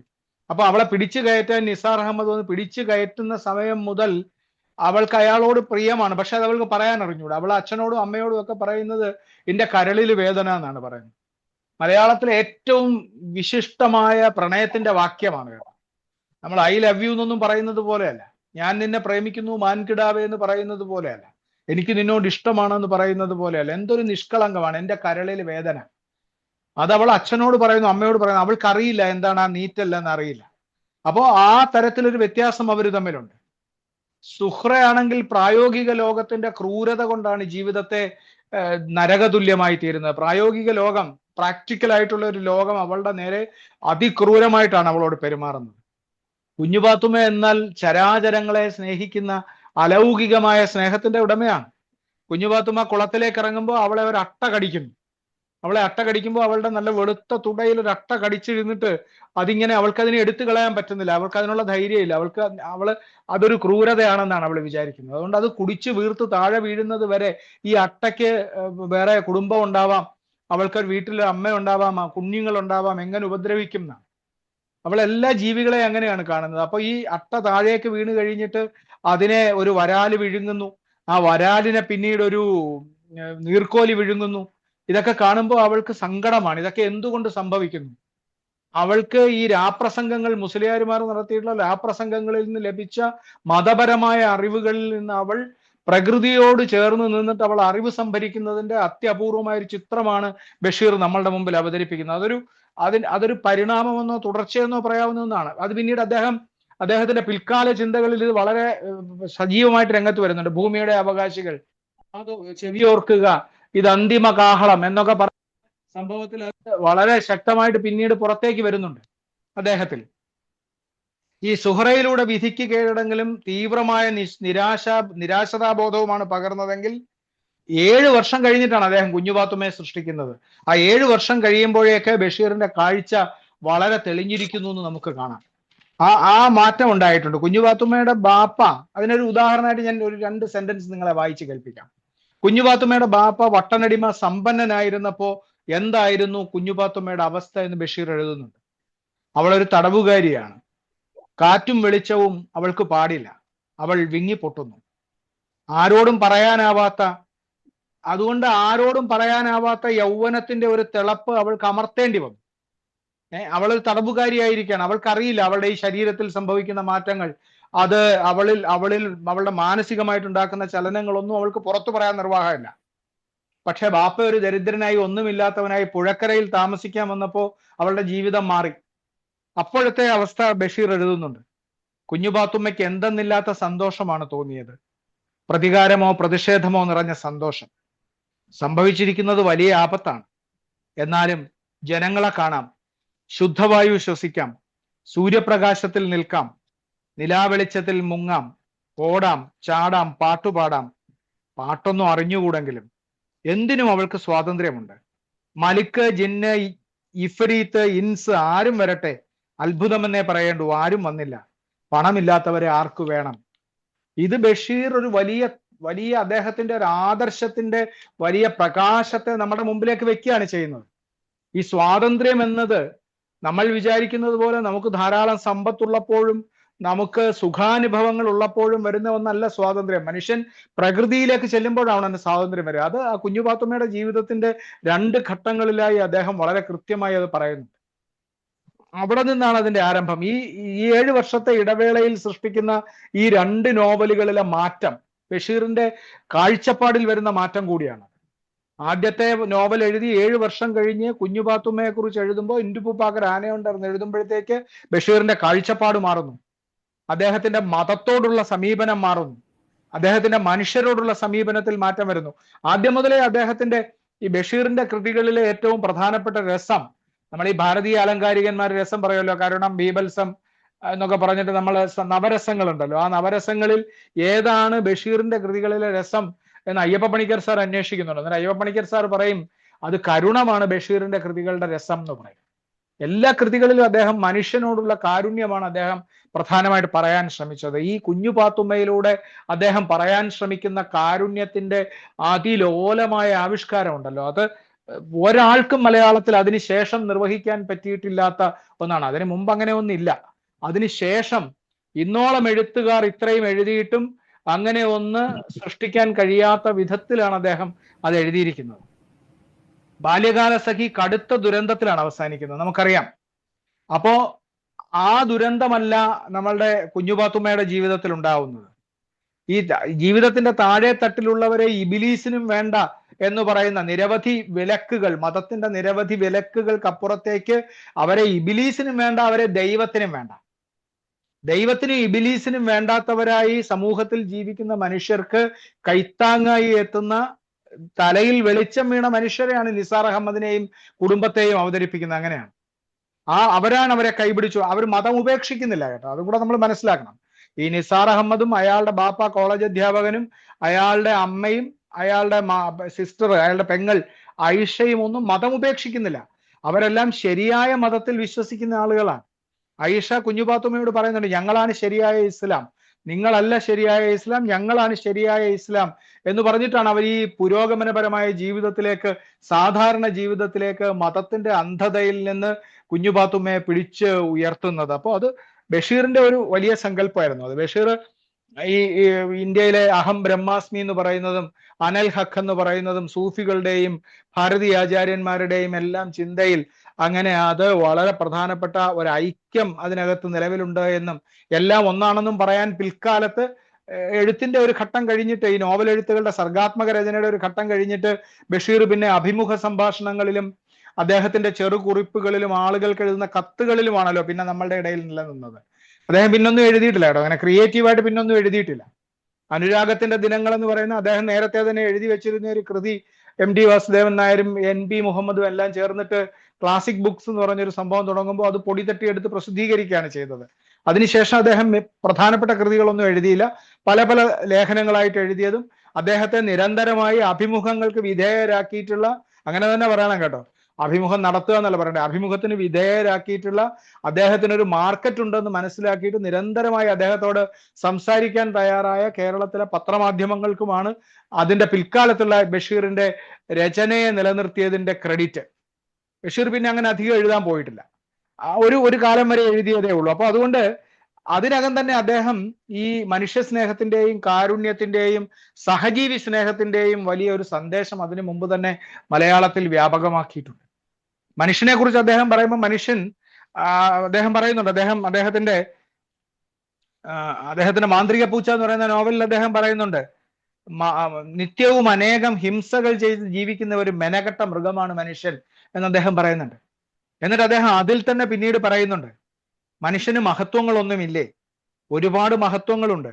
ബുദ്ധി, ഭാവന, ചിന്ത, നന്മയെ പറ്റിയുള്ള ബോധം, സഹാനുഭൂതി, ഇങ്ങനെ എണ്ണിയാൽ ഒടുങ്ങാത്ത ഗുണങ്ങളുണ്ട് എന്ന് ബഷീർ മനുഷ്യനെ കുറിച്ച് പറയുന്നുണ്ട്. ഒരേ സമയം മനുഷ്യനിലുള്ള ഈ രണ്ട് ഇരുണ്ട വശത്തെയും പ്രകാശമാനമായ വശത്തെയും ബഷീർ ചൂണ്ടിക്കാണിക്കുന്നുണ്ട്. അതുകൊണ്ടാണ് അദ്ദേഹം വെളിച്ചത്തിന് എന്തൊരു വെളിച്ചം എന്ന് ഇന്ദുപ്പ ഗ്രാനേണ്ടർ എന്ന് പറയുന്ന നോവലിൽ പറഞ്ഞത്. വെളിച്ചത്തിന് എന്തൊരു വെളിച്ചം എന്നാണ്. ഓൾറെഡി നമ്മളുടെ ഉള്ളിൽ, നേരത്തെ തന്നെ നമ്മളുടെ ഉള്ളിൽ ഈ വെളിച്ചമുണ്ട്. ആ വെളിച്ചത്തെ കൂടുതൽ തിളക്കി ഈ വെളിച്ചത്തിന് എന്തൊരു വെളിച്ചം എന്ന ചിന്തയിലേക്ക് എത്തിക്കുകയാണ് പ്രധാനം എന്ന് അദ്ദേഹം കണ്ടു. അപ്പൊ ബഷീറിനെ നമ്മൾ പലപ്പോഴും ബഷീറിനെ വായിക്കുന്നത് വളരെ പാർഷ്യലായിട്ടാണ് വായിക്കുന്നത്. ബഷീറിന്റെ വായന ബഷീറിനെ കുറിച്ച് വളരെ ചെറിയ പുസ്തകങ്ങളല്ലേ, നേരത്തെ സാറ് പറഞ്ഞതുപോലെ വളരെ ചെറിയ പുസ്തകങ്ങളാണ്. ബാല്യകാല സഖി എഴുതുമ്പോ ഈ മജീദിന്റെ യാത്രകളെ കുറിച്ച്, ഇപ്പൊ പുതിയ നോവൽ എഴുത്തുകാരാണെങ്കിൽ പുതിയ നോവൽ എഴുത്തുകാർ ഒരുപാട് ഇൻഫർമേഷന് പ്രാധാന്യം കൊടുക്കുന്നവരാണല്ലോ. അപ്പൊ നോവലിൽ കഥാപാത്രം ഇപ്പോ അയാള് ആഗ്രയിലേക്ക് പോയാൽ താജ്മഹൽ നിർമ്മിച്ചതിനെ കുറിച്ച് അതിനകത്ത് എത്ര കട്ട വെച്ചിട്ടുണ്ട്, അതിന്റെ തറ എന്താണ് സിമെന്റ് ഇട്ടിരിക്കുന്നത്, ഏത് തറയോടാണ് ഇട്ടിരിക്കുന്നത് എന്നൊക്കെയുള്ള ഡീറ്റെയിൽസ് ഒക്കെ എടുത്തിട്ട് അതൊക്കെ നോവലിൽ എഴുതും. ഇപ്പോഴത്തെ നോവലുകളിൽ അങ്ങനെ ഇൻഫർമേഷന്റെ വലിയ ഒരു എലമെന്റ് ഉണ്ട്. നമുക്ക് എല്ലാ കഥാകൃത്തുക്കളും അങ്ങനെയാണ്. ഇപ്പൊ ഒരു കഥാപാത്രം ഇറാഖിലേക്ക് പോയി കഴിഞ്ഞാൽ പിന്നെ ഇറാഖിന്റെ ചരിത്രം, ഭൂമിശാസ്ത്രം സകലതും എഴുതിയിട്ട് നമ്മളെ അതിന് വലിപ്പം കൂട്ടാനും കൂടെ ഉള്ള ഒരു പരിശ്രമമാണ് അതെന്ന് വിചാരിക്കണം. പക്ഷെ ബഷീർ അങ്ങനെയല്ല ചെയ്തു. ബഷീറിനെ സംബന്ധിച്ച് അതിന്റെ ഭൂവിഭാഗങ്ങളായിരുന്നില്ല. മനുഷ്യന്റെ ഈ യാത്ര ചെയ്യുമ്പോഴും ജീവിക്കുമ്പോഴും മനുഷ്യന്റെ അന്തരംഗ ഗതി എന്താണെന്നാണ് ബഷീർ അന്വേഷിച്ചുകൊണ്ടിരുന്നത്. അതുകൊണ്ടാണ് ബഷീറിന്റെ ഉള്ളിൽ നിന്ന് അത്ര ആഴത്തിൽ നിന്ന് വന്ന ഭാഷ ആയതുകൊണ്ടാണ് അത് ലളിതമായിരിക്കുകയും അതേസമയം ഗഹനമായിരിക്കുകയും ചെയ്തത്. ബഷീർ എഴുതിയത് അതീവ ലളിതമായിട്ടുള്ള ഭാഷയാണ് കേട്ടോ. ഒരാൾക്കും ഇന്നും മനസ്സിലാവായികയൊന്നുമില്ല. എൻ്റെ മകൻ വായിച്ചു തുടങ്ങിയപ്പോ ബഷീറിന്റെ സമ്പൂർണ്ണ കൃതികൾ ഇവിടെ ഉണ്ടായിരുന്നു. അവന് ഇംഗ്ലീഷായിരുന്നു ധാരാളം വായിച്ചു. മലയാളം വായിച്ചു തുടങ്ങുമ്പോൾ ബഷീറിന്റെ സമ്പൂർണ്ണ കൃതികളാണ്. അവൻ അങ്ങനെ ഒരു ഭാഷാ പരിചയം ഇല്ലാത്ത ഒരാള് ബഷീറിന്റെ സമ്പൂർണ്ണ കൃതികൾ മുഴുവൻ വായിച്ചു, ആരുടെയും പ്രേരണ കൂടാതെ. അപ്പൊ അത് ചെറിയ കുട്ടികളെ പോലും ആകർഷിക്കത്തക്ക വിധത്തിൽ അതിനകത്ത് അവരെന്താണ് സ്വാംശീകരിച്ചത് എന്നുള്ളത് രണ്ടാമത്തെ കാര്യം. പക്ഷെ അവരിലേക്ക് പ്രവേശിക്കാൻ ബഷീറിന് ഒരു പ്രത്യേക സിദ്ധി ഉണ്ട് എന്നുള്ളതാണ്. നമ്മൾ ബഷീറിന്റെ കൃതികൾ അങ്ങനെ എത്തിച്ചു കൊടുക്കലാണ് പ്രധാനം. പലപ്പോഴും കുട്ടികൾക്ക് അവരുടെ വിസിനിറ്റിയിൽ, അവരുടെ റീച്ചിൽ ഈ പുസ്തകങ്ങൾ ഉണ്ടാവണം. അതാണല്ലോ ഏറ്റവും പ്രധാനപ്പെട്ട കാര്യം. പിന്നെ ഒരു കാര്യം കൂടി പറഞ്ഞ് ഞാനിത് അവസാനിപ്പിക്കാമെന്ന് വിചാരിക്കുന്നു. ബഷീറിന്റെ കൃതികളെ താങ്ങി നിർത്തുന്ന ആധാരം എന്താണ്? ബഷീറിന്റെ കൃതികളെ താങ്ങി നിർത്തുന്ന ആധാരം അദ്ദേഹത്തിന്റെ ഉള്ളിൽ നിന്ന് വരുന്ന നർമ്മമാണ്. അത് വളരെ ആസക്തിയില്ലാത്ത ഒരു നർമ്മമാണ്. നമ്മളുടെ തമാശകളിലൊക്കെ നമ്മൾ പറയുന്ന കൂട്ടത്തിൽ സുഹൃത്തുക്കളൊക്കെ കൂടിയിരുന്ന് പറയുന്ന തമാശകളിലൊക്കെ ആസക്തിയുടെ അംശമുള്ള തമാശകൾക്കാണ് കയ്യടി കൂടുതൽ കിട്ടുക. ആസക്തിയുടെ അംശമുള്ള കഥ, അതിനകത്ത് അശ്ലീലം ഉണ്ടാവാം, കുത്തി നോവിക്കൽ ഉണ്ടാവാം. നമ്മൾ തന്നെ നമ്മളുടെ ഗ്രൂപ്പിൽ നിന്ന് ഒരാളെ, ദുർബലനായിട്ട് ഒരാളെ കണ്ടെത്തിയിട്ട് അയാളെ നിരന്തരം നമ്മളുടെ തമാശയ്ക്ക് ഉപാധിയാക്കി മാറ്റാം. നമ്മൾ ഇതര സമുദായക്കാരെ ആക്ഷേപിക്കുന്നതാവാം, ഇതര മതക്കാരെ ആക്ഷേപിക്കുന്നതാവാം, ഇനി സാമ്പത്തികമായി പിന്നാക്കം നിൽക്കുന്ന ആളുകളെ ആക്ഷേപിക്കുന്നതാവാം. അങ്ങനെ നമ്മളുടെ പല നർമ്മങ്ങളിലും നമുക്കതിനകത്ത് ആസക്തിയുണ്ട്. അതിനകത്ത് നമ്മൾ വിചാരിക്കാത്ത ചില തൽപര ലക്ഷ്യങ്ങളുണ്ട് അതിനകത്ത്. പക്ഷെ ബഷീറിന്റെ നർമ്മത്തിൽ അതില്ല. ബഷീർ അനാസക്തമായിട്ടുള്ള നർമ്മത്തിന്റെ ആളായിരുന്നു. അതുകൊണ്ടാണ് ആ നർമ്മമാണ് അതിന്റെ ആധാരമായിട്ട് നിൽക്കുന്നത്, അതിന്റെ ബലം. നമ്മൾ അതിനെ വായിച്ചു പോകുന്നു. അതുകൊണ്ടാണ് വളരെ ദുഃഖനിർഭരമായിട്ടുള്ള ബാല്യകാല സഖിയുടെ തുടക്കം മുഴുവൻ ഇങ്ങോട്ട് എഴുതി വരുമ്പോൾ അദ്ദേഹം അതിന്റെ ആദ്യം മുഴുവൻ ഈ മജീദും സുഹറയും തമ്മിലുള്ള ബാല്യകാല കലഹമാണ്. നമ്മൾ ലളിതമായിട്ടിരുന്ന് വായിച്ചു പോകും. ഇന്ദുപ്പ ആന ഉണ്ടായിരുന്നു മുഴുവൻ അങ്ങനെയാണ്. പാത്തുമ്മയുടെ ആട് വളരെ ദാർശനികമാണ് എന്ന് നമുക്ക് വേണമെങ്കിൽ പറയാവുന്ന പാത്തുമ്മയുടെ ആടെന്ന് പറയുന്ന കൃതി മുഴുവൻ അങ്ങേയറ്റ നർമ്മത്തിലാണ് എഴുതിയിരിക്കുന്നത്. ഒരു കൂട്ടുകുടുംബത്തിനകത്തുള്ള എല്ലാ ശൈഥില്യങ്ങളെയും, എല്ലാ പരസ്പര പ്രശ്നങ്ങളെയും, എല്ലാ കുതികാൽ വെട്ടുൾപ്പെടെയുള്ള കാര്യങ്ങളെല്ലാം അദ്ദേഹം എഴുതിയിരിക്കുന്നത് അങ്ങേയറ്റം നർമ്മത്തിലാണ് എഴുതിയിരിക്കുന്നത്. അതൊന്നും അതിഭീകരമായിട്ടല്ല എഴുതിയത്, പക്ഷെ നമ്മുടെ ഉള്ളിലേക്ക് ബാധിക്കും. അപ്പം മാനസിക പരിവർത്തനത്തിന് പ്രേരിപ്പിക്കുന്ന ഒരു നർമ്മം ബഷീറിന്റെ പരിഹാസത്തിൽ ഉണ്ടായിരുന്നു. ഈ ഹാസ്യത്തിന് പല പല ചേരുവകൾ ഉണ്ടെന്ന് പറയുമല്ലോ. ആ പല പല ചേരുവകളിൽ പല പല വിഭാഗങ്ങളുണ്ട്. അപ്പൊ പരിഹാസമുണ്ട്, ഹാസമുണ്ട്, വെറും ഹാസമുണ്ട്, നർമ്മമുണ്ട്. ഇതിനൊക്കെ പ്രത്യേകം പിരിവുകളുണ്ട് പലതരത്തിൽ. പക്ഷെ ബഷീറിന്റെ പരിഹാസം പോലും വേറൊരാളെ ആക്ഷേപിക്കുന്നതാണെന്ന് നമുക്ക് തോന്നുന്നതിൽ പോലും അനാസക്തമായ ഒരു നർമ്മമുണ്ടായിരുന്നു എന്ന് നമ്മൾ ഓർക്കേണ്ടതുണ്ട്. അപ്പോ ഇത് ഉപസംഹരിച്ചുകൊണ്ട്, ഇതിനെ പറയാനാണെങ്കിൽ ഇങ്ങനെ പറഞ്ഞുകൊണ്ടേ ഇരിക്കാം നമുക്ക്. അങ്ങനെ ദീർഘമായി നീട്ടിപ്പോകണ്ടെന്ന് ഞാൻ വിചാരിക്കുന്നു. അപ്പോൾ ഇതിനെ ഒന്ന് ഉപസംഹരിക്കുക എന്ന് പറഞ്ഞാൽ നമ്മൾ ഇതിനെ ക്രോഡീകരിച്ചാൽ, ഞാൻ ഈ പറഞ്ഞതൊക്കെ പോയിന്റ്സ് മാത്രമാണ്, ഞാൻ അതിന് വളരെ കുറച്ച് ഈ 2 നോവലുകളെ താരതമ്യപ്പെടുത്തിയത്, ഈ 2 നോവലുകളിൽ 7 വർഷത്തെ ഇടവേളയിൽ ബഷീറിന്റെ ജീവിതത്തിൽ, ബഷീർ പ്രണയത്തെ കണ്ടതിൽ, ബഷീർ ജീവിതത്തെ കണ്ടതിൽ, ബഷീർ മതത്തെ സമീപിച്ചതിൽ, ബഷീർ മനുഷ്യനെ സമീപിച്ചതിലൊക്കെ എന്ത് തരം മാറ്റമാണ് ഉണ്ടായത് എന്ന് നിങ്ങളെ ഒന്ന് പറയാൻ, അത് സമർത്ഥമായി പറഞ്ഞു എന്ന് എനിക്ക് വിശ്വാസമില്ല, എന്നാൽ പോലും അതൊന്ന് സൂചിപ്പിക്കാൻ വേണ്ടി മാത്രമാണ്. ധാരാളം കൃതികളല്ലാത്ത സ്ഥലത്തെ പ്രധാന ദിവ്യൻ, ആരവാരിയും കുരിശും, അത് വേറൊരു കാറ്റഗറി പുസ്തകങ്ങളാണ് കേട്ടോ. അതിനെ നമ്മൾ വേറൊരു തരത്തിൽ ബഷീറിന്റെ പൊളിറ്റിക്കൽ സറ്റയറുകൾ എന്ന് വേണമെങ്കിൽ വിളിക്കാവുന്ന തരത്തിൽ രാഷ്ട്രീയ ആക്ഷേപഹാസ്യത്തിന്റെ എല്ലാ ചേരുവകളോടും കൂടിയ അത്തരം ഒരു പുസ്തകങ്ങളുടെ നിര വേറെയുണ്ട്. നേരത്തെ സാറ് പറഞ്ഞ പോലെ ശബ്ദങ്ങൾ വേറെയുണ്ട്. അങ്ങനെ പലതരത്തിൽ ബഷീറിന്റെ കൃതികളെ അങ്ങനെ സമീപിക്കാവുന്നതാണ്. ഞാൻ ഈ 2 നോവലുകളെ വെച്ചുകൊണ്ട് ബഷീറിന്റെ എഴുത്തിലും ചിന്തയിലും അദ്ദേഹത്തിന്റെ സമീപനത്തിലും വന്നിട്ടുള്ള മാറ്റത്തെക്കുറിച്ച് വളരെ ചുരുക്കി പറയാനാണ് ശ്രമിച്ചിട്ടുള്ളത്. അത് എത്രമാത്രം സഫലമായാലും ഇല്ലെങ്കിലും ഞാനത് നിങ്ങളുടെ മുമ്പിൽ സമർപ്പിക്കുന്നു. എനിക്ക് സന്ദർഭം ഇവിടെ ഇതിനെ ഒരുക്കി തന്ന് എല്ലാവരോടുമുള്ള നന്ദി രേഖപ്പെടുത്തുന്നു. നമസ്കാരം. ആ സഫലമേ യാത്ര എന്ന് പറയേണ്ടത് വളരെ മനോഹരമായിട്ട് സാറ് പറയുകയുണ്ടായി. മാത്രമല്ല ഇതിൽ ആധാരം നർമ്മമാണെന്നും അതിലൊരു അനാസക്ത നർമ്മമുണ്ടെന്നും മാനസിക പരിവർത്തനത്തിലേക്ക് നയിക്കുമെന്ന് പറഞ്ഞത് വളരെ ഉജ്ജ്വലമായിട്ട് വളരെ ഭംഗിയായിരുന്നു. അനാസക്തി യോഗം എന്നുള്ള അനാസക്തി നർമ്മം എന്നുള്ള പ്രയോഗം എനിക്കൊന്ന് വളരെ വ്യത്യസ്തമായി തോന്നി. അതുപോലെ തന്നെ നിഷ്കളങ്കതയെ കുറിച്ച് പറയുണ്ടായി. കാലാതിവർത്തിയായ കാലത്തിൽ കടന്നു പോകുന്ന ഭാഷയായി മാറിയെന്ന് ഭാഷ ഉപയോഗിച്ചു എന്ന് പറഞ്ഞു. അതുപോലെ തന്നെ സാറിന്റെ മകൻ ആ പുസ്തകം വായിച്ച കഥ, അതിന് യാതൊരു സംശയമില്ല. സാറിന്റെ പുറകിലിരിക്കുന്ന പുസ്തകങ്ങളെ കണ്ടു തന്നെ പറയാം, ഒരു മലയുടെ മുമ്പായിട്ട് സാർ നിൽക്കുന്നത്. അപ്പൊ അത് തീർച്ചയായിട്ടും കുഞ്ഞിന്റെ അച്ഛൻ വിദ്വാനെങ്കിൽ കുഞ്ഞിന് വിദ്യ പഠിപ്പിക്കേണ്ട എന്ന് പറഞ്ഞ പോലെയാണ്. വളരെ മനോഹരമായിരുന്നു. നമുക്ക് ചർച്ചയിലേക്ക് പോകാം. ശ്രീ ജലീൽ കുറ്റ്യാടി അൺമ്യൂട്ട് ചെയ്യാമോ? ജലീൽ കുറ്റ്യാടി. നമസ്കാരം സാർ. ഞാൻ PV സലാം അബ്ദുസലാം. അതെ, കവിതയൊക്കെ എഴുതിയിരുന്നു അല്ലേ? ഒരു കവിത, കഥാപാത്രങ്ങളെ ഉൾക്കൊള്ളിച്ചുകൊണ്ട് കവിത കുറച്ച് മുമ്പ് എഴുതിയിരുന്നു. ഇന്ന് ഞാൻ രണ്ടാമതൊരു AI കൊണ്ടത് ഒരു ഗാനമായിട്ടത് പാടിച്ചു. കേട്ടിട്ടുണ്ടാവും അല്ലേ? അത് കേട്ടായിരുന്നു. അതിനകത്ത് 4 വരി പാടാമോ? അതെ, അതില് പിന്നെ അതിന്റെ വരികളൊന്നും എടുക്കണം. അതിപ്പോ ഓക്കെ, ഞാനൊന്ന് വരി എടുക്കട്ടെ. അപ്പൊ നിങ്ങളെ അഭിപ്രായം. IFPHന്റെ സ്ട്രെങ്ത് എന്നാണ് ഹോമിയോപ്പതി സ്നേഹികളാണ്. അപ്പോ അബ്ദുൽ സാർ സുഖമില്ലാതെ കിടന്നിട്ട് ആ കിടപ്പിൽ കിടന്നിട്ടാണ് ഇത് ചെയ്തതെന്ന് അദ്ദേഹത്തെ കണക്ട് ചെയ്യുന്നുള്ളതാണ്. അപ്പൊ ആ മനുഷ്യന് നമ്മൾ നമസ്കരിക്കുകയാണ്. അത് പറഞ്ഞു അവർ പറഞ്ഞു. സലാമായിട്ട് ഞങ്ങൾ വളരെ കാലം ബന്ധങ്ങളിലാണ്, ഖത്തറിലായിരുന്നു. അത് ഞാൻ കുറച്ച് പിന്നെ ബഷീറിന്റെ കൃതികളെ ആസ്പദമാക്കിക്കൊണ്ട് എഴുതിയതാണത്. പിന്നെ എനിക്കിങ്ങനെ കവിത ചെല്ലാനറിയില്ല, എന്നാലും ഞാനത്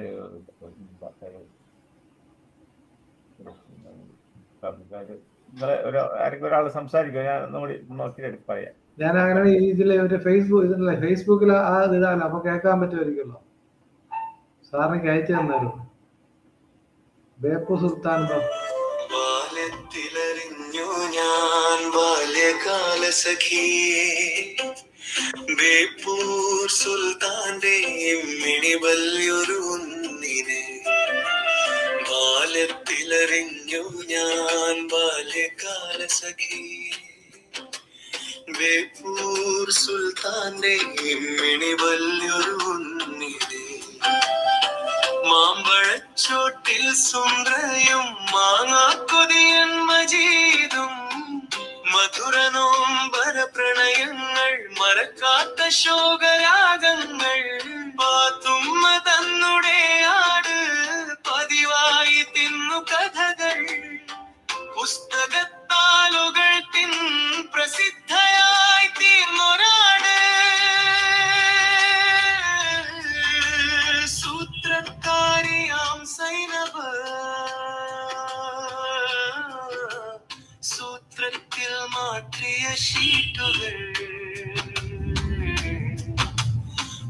കാമുകൻ തൻ വിജയങ്ങൾ സ്വന്തമാക്കിയ ബന്ധങ്ങൾ. അങ്ങനെ ചുരുക്കി പറഞ്ഞാൽ ഒരു സമൂഹത്തെ ആകെ ഒരുപാട് പേരുടെ മനസ്സിനെ മതിക്കാനും ഈ പറഞ്ഞ പോലെ ഏറ്റവും പ്രധാന എഴുത്തുകാരൻ ശരിക്കും പറഞ്ഞാൽ സാമൂഹ്യ പരിഷ്കർത്താവാണ്. ആ നിലയിൽ നമുക്ക് വൈക്കം മുഹമ്മദ് ബഷീറിനെ ഒരിക്കൽ കൂടി എന്നല്ല എത്ര തവണ വേണമെങ്കിലും എഴുത്തിന് സുൽത്താന്ന് പറയാൻ കഴിയും.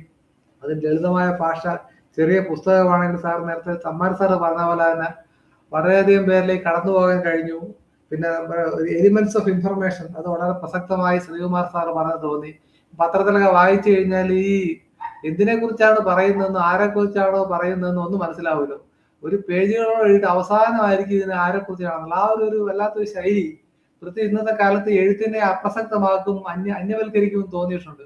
എന്നാൽ വായിച്ച ഇന്ന് എല്ലാവരും വളരെ ഫാസ്റ്റാണ്, പക്ഷെ എങ്ങും എത്തൂല്ല. ആ ഒരു വലിയൊരു ദോഷം സംഭവിക്കുന്നതായിട്ട് തോന്നുന്നുണ്ട്.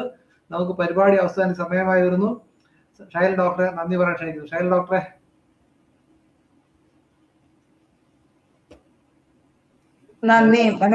നന്ദി മനോജ് ഡോക്ടറെ. എല്ലാവർക്കും നമസ്കാരം. ഇന്ന് IFPHന്റെ മലയാള വിഭാഗത്തിൽ ബഷീർ അനുസ്മരണവുമായി ബന്ധപ്പെട്ട പ്രത്യേക പ്രോഗ്രാമാണ് നടന്നത്. വളരെ നല്ലൊരു പ്രോഗ്രാമാണ് ഇന്ന് നടന്നു കഴിഞ്ഞത്. ഈ പ്രോഗ്രാമിൽ പങ്കെടുത്തവർക്ക് വളരെ സന്തോഷപൂർവ്വം നന്ദി രേഖപ്പെടുത്താൻ എനിക്കും അവസരം കിട്ടി. ആദ്യമായി ഇന്നത്തെ ഈ പ്രോഗ്രാം ഔദ്യോഗികമായി ഉദ്ഘാടനം ചെയ്തത് ഡോക്ടർ തമ്പാൻ സാറാണ്. അദ്ദേഹം ഭാഷാ ഇൻസ്റ്റിറ്റ്യൂട്ട് മുൻ ഡയറക്ടറായിരുന്ന വ്യക്തി കൂടിയാണ്. അദ്ദേഹം ബഷീറിന്റെ ഒട്ടനവധി പുസ്തകങ്ങൾ വായിക്കുകയും അതിനെക്കുറിച്ച് ഉള്ള അഭിപ്രായങ്ങൾ ഇവിടെ പറയുകയും ചെയ്തു.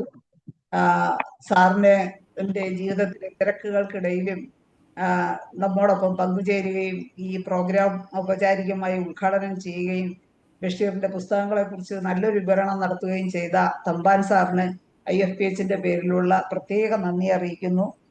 കൂടാതെ സാറിനെ നമ്മുടെ ഈ പ്ലാറ്റ്ഫോമിൽ എത്തിച്ച ബിജു പെരുമ്പഴ സാറിനുള്ള പ്രത്യേക നന്ദിയും ഇതോടൊപ്പം അറിയിക്കുകയാണ്. കൂടാതെ ഇന്നത്തെ ബഷീർ അനുസ്മരണ പ്രഭാഷണം നടത്തിയ ശ്രീകുമാർ മുഖത്തല സാറാണ്. അദ്ദേഹം നമ്മുടെ പല പ്രോഗ്രാമുകളിലും വയലാർ അനുസ്മരണം, അഴീക്കോട് അനുസ്മരണം, അങ്ങനെ ഒത്തിരി അനുസ്മരണ പ്രഭാഷണങ്ങൾ വളരെ നല്ല രീതിയിൽ ചെയ്തിട്ടുള്ള വ്യക്തി കൂടിയാണ്. അദ്ദേഹം ആകാശവാണി മുൻ അസിസ്റ്റന്റ് ഡയറക്ടറാണ്. കൂടാതെ ആകാശവാണിക്ക് വേണ്ടി ഇപ്പോഴും സ്കിറ്റുകളും പാട്ടും പൊരുളും പരിപാടിയൊക്കെ നടത്തിക്കൊണ്ടിരിക്കുന്ന വ്യക്തി കൂടിയാണ്. ആകാശവാണിയുടെ മുഖശ്രീ കൂടിയായിരുന്ന അദ്ദേഹത്തിനും IFPHന്റെ പേരിലുള്ള ഹൃദയം നിറഞ്ഞ നന്ദി രേഖപ്പെടുത്തുന്നു. കൂടാതെ ഇന്നത്തെ ഈ പ്രോഗ്രാം ഓരോ ദിനങ്ങളും മറക്കാതെ സ്മരിച്ചുകൊണ്ട് തന്നെ ഈ ഓരോ പ്രോഗ്രാമുകളും ഓരോ ആഘോഷമാക്കി മാറ്റുന്ന ഡോക്ടർ മനോജിനും ആദരപൂർവ്വം നന്ദി അറിയിക്കുന്നു. കൂടാതെ ഇന്നത്തെ ഈ പ്രോഗ്രാമിലെ ഔപചാരികമായി സ്വാഗതം ആശംസിച്ച നമ്മുടെ ഹോമിയോപ്പതി സ്നേഹി കൂടിയായ ശ്രീ ഷാലു രാജനും IFPHന്റെ പേരിലുള്ള നന്ദി അറിയിക്കുന്നു. അതുപോലെ തന്നെ ഇന്നത്തെ ഈ പ്രോഗ്രാമിൽ പങ്കെടുത്ത നമ്മുടെ ഡോക്ടർമാർ, ഹോമിയോപ്പതി സ്നേഹികൾ, സ്റ്റുഡൻസ് എല്ലാവർക്കും IFPHന്റെ പേരിലുള്ള നന്ദി അറിയിച്ചുകൊണ്ട് നിർത്തുന്നു. നമസ്കാരം. അപ്പൊ ഇന്നത്തെ പരിപാടി എനിക്ക് ഏറ്റവും മനോഹരമായ ഭാഗം തമ്പാൻ സാർ പറഞ്ഞൊരു വാക്കാണ്, വിശപ്പിൽ നിന്നുള്ള സ്വാതന്ത്ര്യമാണ് സ്വാതന്ത്ര്യം. ഇന്നത്തെ തലമുറയ്ക്ക് ഒരുപക്ഷെ മനസ്സിലാകാൻ തീർച്ചയായിട്ടും തലമുറകളെ ഓർമ്മിപ്പിക്കേണ്ട ഒരു വാചകമായി മാറുന്നു എനിക്ക് തോന്നുന്നു. വളരെ നല്ല പരിപാടി അവസാനം സമയമാകുന്നു. നാളെ ഇതേ സമയം വീണ്ടും കാണാൻ ശുഭപ്രതീക്ഷയുടെ ശുഭരാത്രി നേർന്നു നിർത്തുന്നു. നന്ദി, നമസ്കാരം.